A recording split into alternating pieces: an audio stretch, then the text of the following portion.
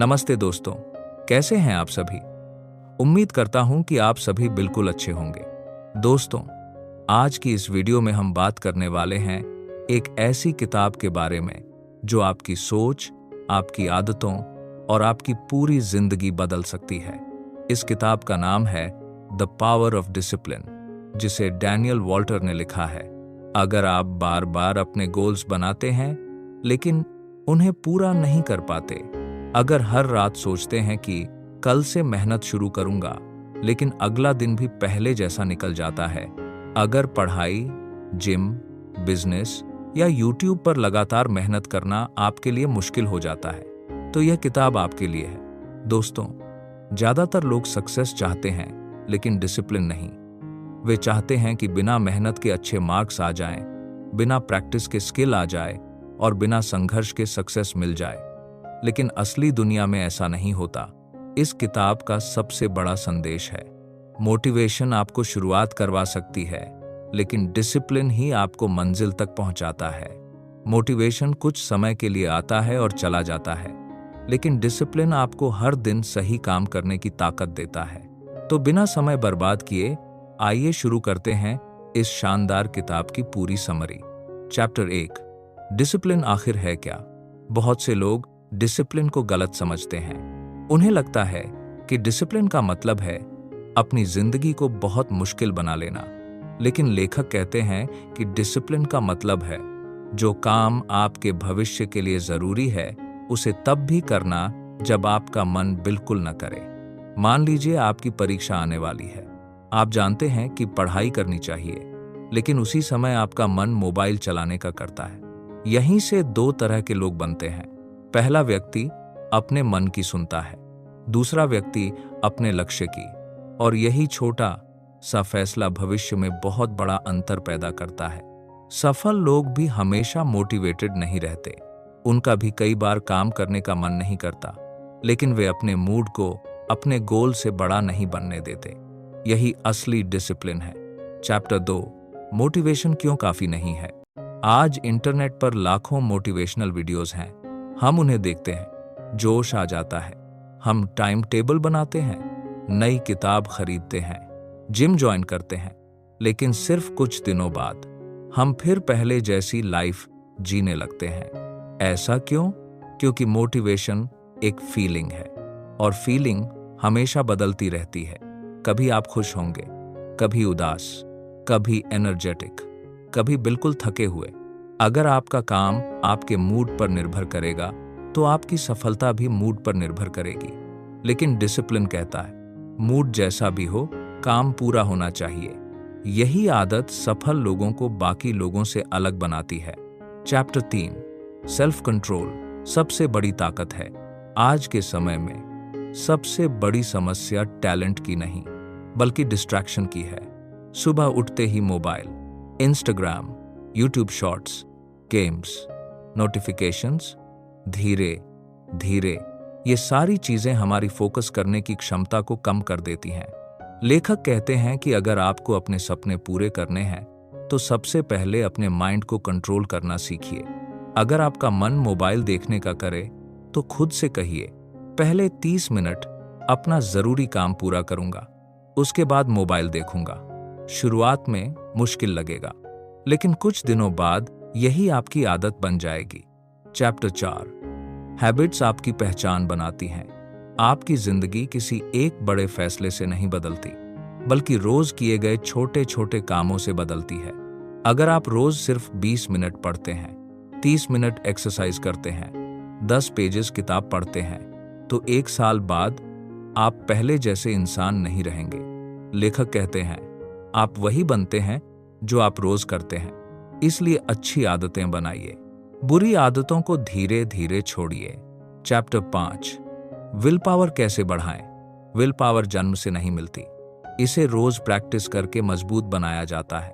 जैसे जिम में एक्सरसाइज करने से मसल्स मजबूत होती हैं, वैसे ही छोटे छोटे मुश्किल काम करने से विल पावर मजबूत होती है। अगर रोज समय पर उठेंगे, समय पर पढ़ेंगे, अपने वादे निभाएंगे, तो आपका दिमाग धीरे धीरे डिसिप्लिन को अपनी आदत बना लेगा। चैप्टर 6, बहाने आपकी सबसे बड़ी कमजोरी हैं।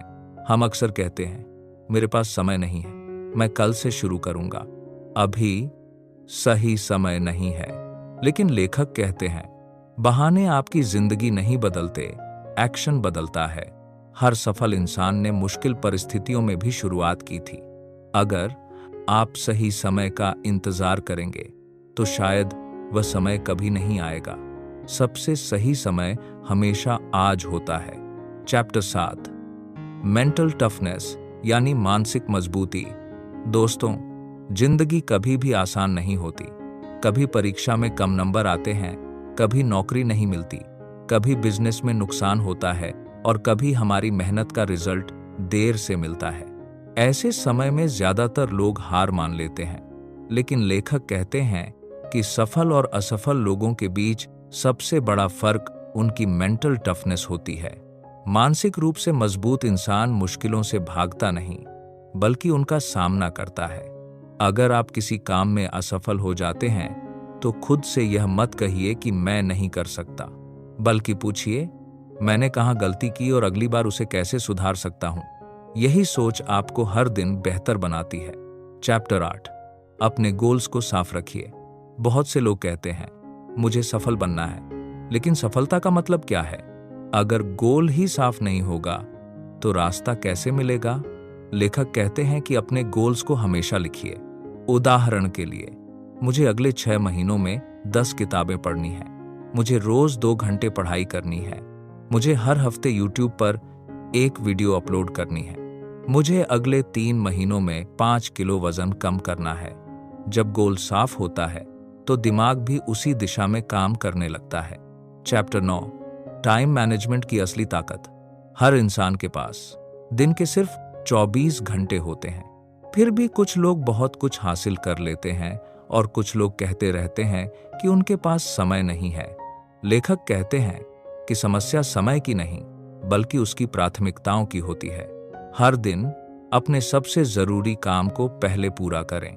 मोबाइल, सोशल मीडिया और बेकार की चीजों पर समय कम करें। याद रखिए, जिस चीज पर आप अपना समय खर्च करते हैं वही आपका भविष्य बनाती है। चैप्टर 10, कंसिस्टेंसी ही असली सक्सेस है। दोस्तों, बहुत लोग शुरुआत तो जोरदार करते हैं, लेकिन कुछ दिनों बाद रुक जाते हैं। लेखक कहते हैं कि सफलता किसी एक बड़े काम का परिणाम नहीं है, यह रोज किए गए छोटे छोटे सही फैसलों का परिणाम है। अगर आप हर दिन सिर्फ 1% भी बेहतर बनते हैं तो 1 साल बाद आपका बदलाव आपको खुद हैरान कर देगा। इसलिए कभी भी यह मत सोचिए कि आज मैंने सिर्फ थोड़ा सा काम किया। वह छोटा सा काम भी आपको आपके गोल के करीब ले जा रहा है। चैप्टर 11, फेलियर आपका दुश्मन नहीं, शिक्षक है। हर सफल इंसान अपनी जिंदगी में कई बार असफल हुआ है। अगर Thomas Edison, APJ Abdul Kalam या किसी बड़े एंटरप्रेन्योर ने पहली असफलता के बाद हार मान ली होती तो शायद आज दुनिया उन्हें याद भी नहीं करती। इसलिए अगर आपको असफलता मिले तो उसे अपनी कहानी का अंत मत समझिए, उसे एक नया सबक समझिए। गलतियों से सीखिए, खुद को सुधारिए और फिर से शुरुआत कीजिए। चैप्टर 12, डिसिप्लिन को रोज की आदत बनाइए। अब सवाल आता है कि डिसिप्लिन शुरू कैसे करें? लेखक कुछ आसान तरीके बताते हैं। सुबह समय पर उठिए, उठते ही मोबाइल मत देखिए। दिन के 3 सबसे जरूरी काम लिखिए। रोज थोड़ा एक्सरसाइज कीजिए।